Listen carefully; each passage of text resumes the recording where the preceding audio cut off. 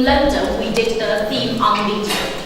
And last time in Berlin, we did image, music. Now, when we talk about the video project in London, we involved different type of methodology in terms of using video. And in particular, at LSE and also with Maria's teaching English, we both involved students in producing the video.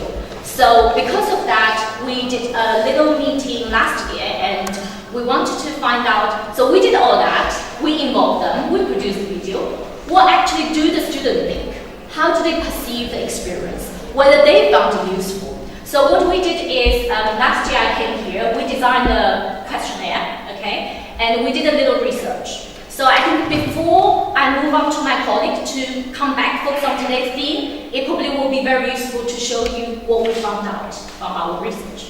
Okay, so that's just the general background because most of you know it already. I'm just going to directly move into the research, what we did. So it has two parts. So the first thing is the questionnaire we produced, okay? And it's a Likert scale. So basically, we give them 10 different segments. For example, creating video is an enjoyable experience, or creating video is a useful experience in students' perception towards enhanced language learning. So this both reflect on the linguistic element as well as the specific focus on social science. So as you can see, out of the 15 students, 10 of them strongly agree this project enhanced their language awareness, okay? And pronunciation, it appeared quite a lot, particularly as you know Mandarin is a tonal language. And also a lot on the overall speaking level and formal language. Very focused on the specific vocabulary and expression of a topic that contains complexity. That's also very important because they have to do the interview for about 10 minutes, okay, in the target language. Most of them do agree, but not necessarily strongly agree. That I will talk about later, what's the implication, because I think probably there's a link between what they're actually doing this project with the current syllabus. And where's the link? How do we build the link better?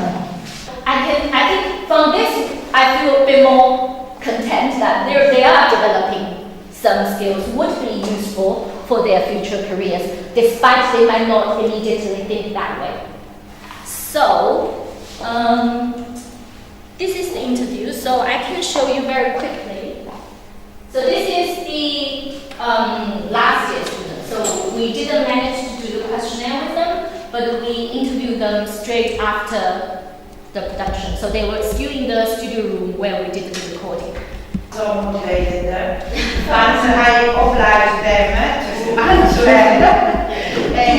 Yes, to answer the questionnaire. Actually, it was a very good moment because they were really obliged to reflect on what we have been doing or we did before. And at the beginning, they were annoyed.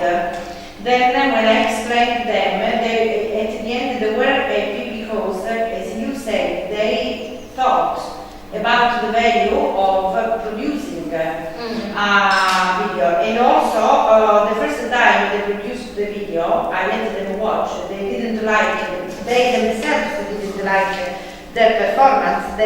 So it was my students who asked me to do it again because they realized that they were not fluent enough, that they made too many mistakes. So in my opinion, according to my experience making video, apart from being useful for a future career, but also it's also important to develop these skills.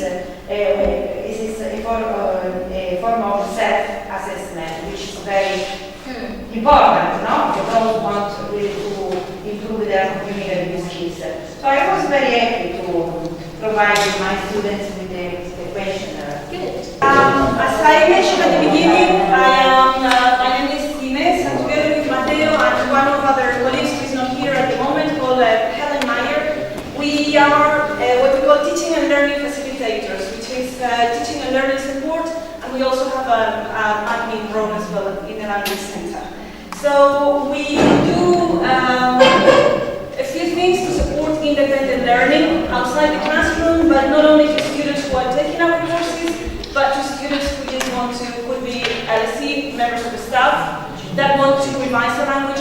language and not necessarily take a course with us. Okay. So, yeah, again, the language learning support. We are going to focus on two things today. One of them is what we call the language gateway. This is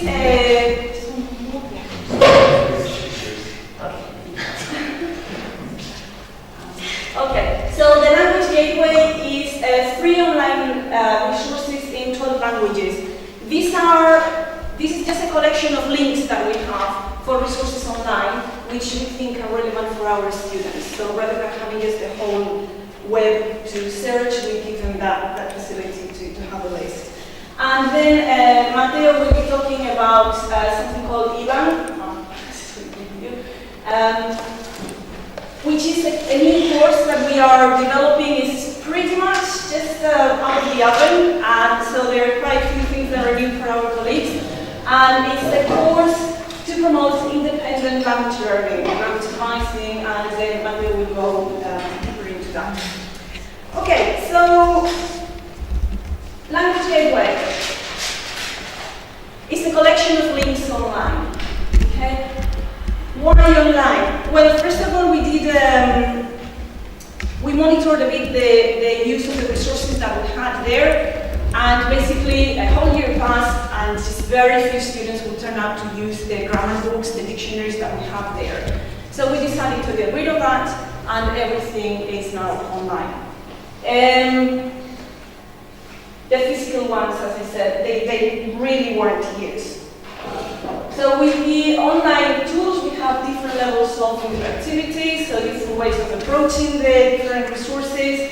You can access them anywhere and anytime. Many students have classes 2 or 3 days a week, so they are not on campus. And I think that was one of the main difficulties on using the physical resources. And also you can do a research and usage of a great range of platforms. Now we also have to talk about the students we have at LSE. They are highly digital literate. So they are used to using things online, and it seems to be their preferred way of studying as well. Okay, so we started with something called PageFlakes. I don't know if you're aware of that. PageFlakes is a web tool where you could have different links to different resources. Now, what happened with PageFlakes was really easy to build.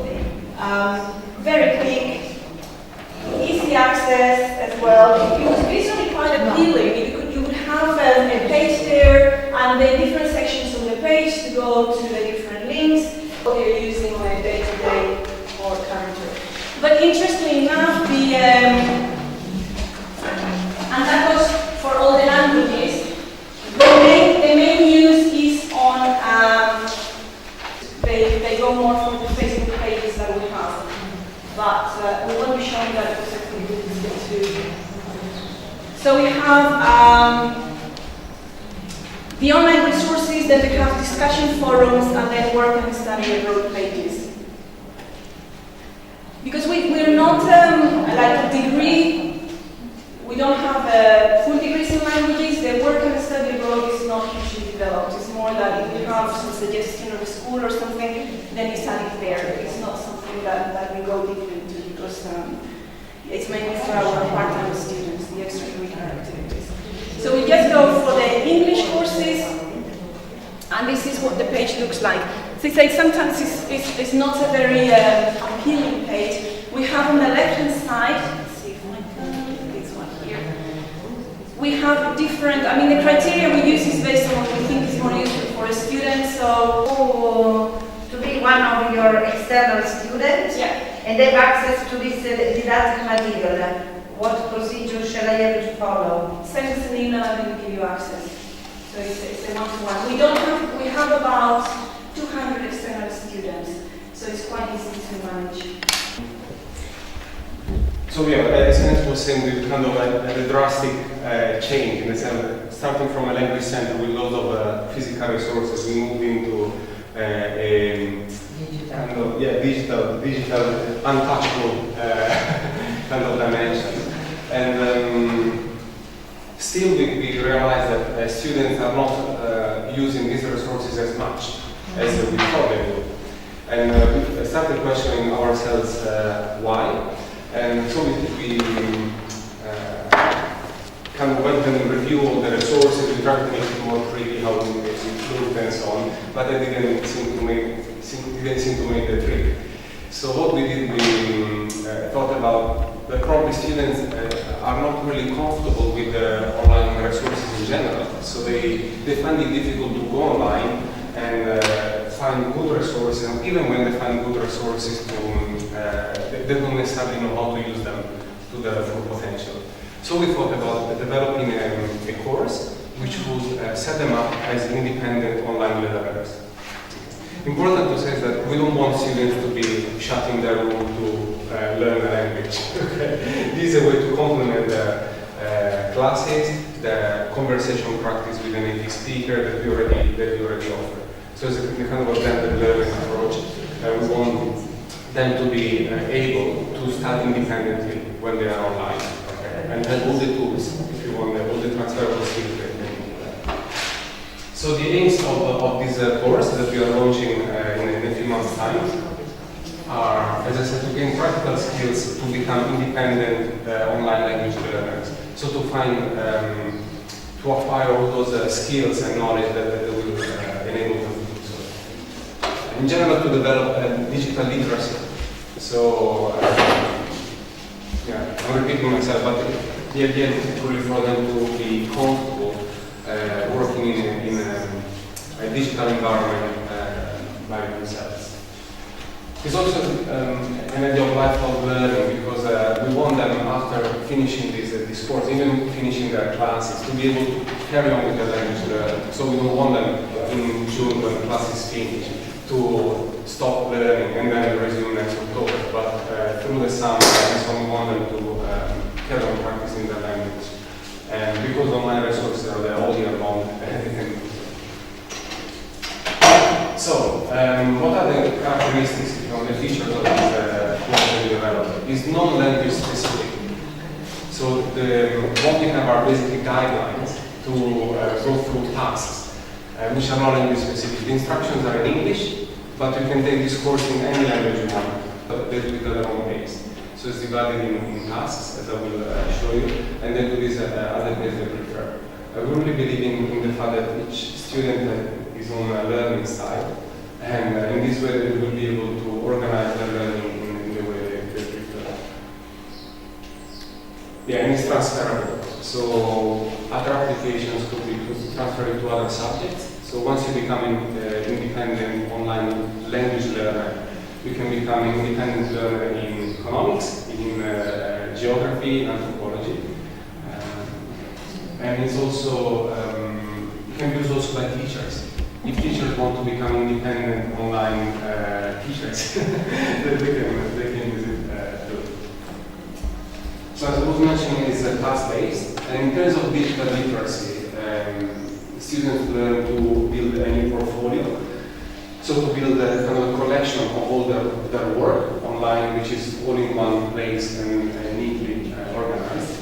So all the activities that are done in terms of the language learning. So is a way to organize and plan the learning. So for instance, if a weak skill is listening, they could set up through the language log a listening task a week. And, so they can register their activities and show to the teacher, let's say. Ah, nice. The other benefit, once again, is free, all in one place approach. So they don't need to have their pieces of work scattered in different places. Mahara supports a variety of media, and you can showcase in there different types of skills. So you can showcase there how you did in your writing, how your speaking is, and so on. So, what do you mean by customizable?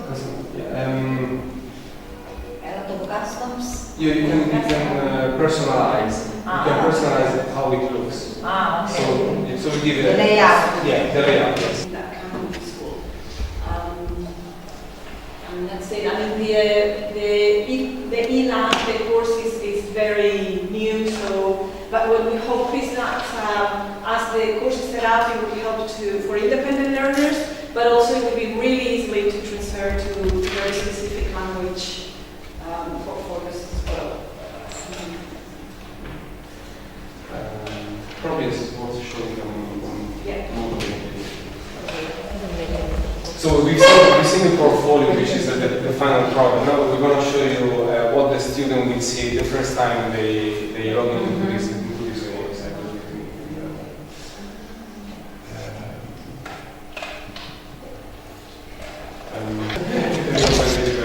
But I heard the presentation about this, and the students were really enthusiastic because it was a really new thing, and they used these skills to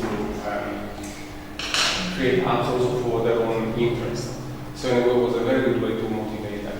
Yeah, it was much money. I think what we thought about that, thinking about that, maybe in one of our next projects to try to develop own apps for special purposes, of course, for example, for medicine, for patient communication, or anything like that. But well, it's rather expensive, and we didn't have experience in creating apps. We have a colleague who's dealing with it, but they are so small. They are so small content, but he is very eager to do more. Sorry. So I've actually got quite a few, but more the details. Yeah? So, for example, I'm interested in when you say doing Skype. You said you want to work with native speakers. How do you organize that? We are not there yet. Okay. This is the optional part. And then the idea is to find basically partner institutions or through the tandem. Yes, or through the tandem. But sometimes through the tandem they are already in London, so it doesn't make sense to do it via Skype in a sense. Okay. To develop oral skills outside the classroom. And before we start, I just would like to ask you, what do you advise your students to do in order to develop their oral skills outside the classroom? Because inside the classroom you can organize many activities, but what do they do outside the classroom? They go to the disco. They go to the disco, they get a Spanish boyfriend or girlfriend. That's the best way, actually. You can organize tandem learning, maybe, or organizing formal conversation clubs. But how do you assess all that? Imagine, once you settle the tandem or the conversation club, or any other activity, or the boyfriend, girlfriend, how do you assess what they are doing? And it has different tools. It has voice email, so on the email you can send voice mails rather than written messages. Podcaster, you can create podcasts. You can do a just simple voice recorder, or you can have a voice board or a voice presentation. And that's the two tools we have really used over these years. Not only in Spanish, basically in every single language at the NSC. How do we use it? We use it in many ways. For example, we use it for pronunciation practice. Then record again the message back, so it gets a bit messy with Wimba because everything is integrated in Moodle. This is part of Moodle. So you just have, as well as you have wikis, or you have an assignment, you have Wimba.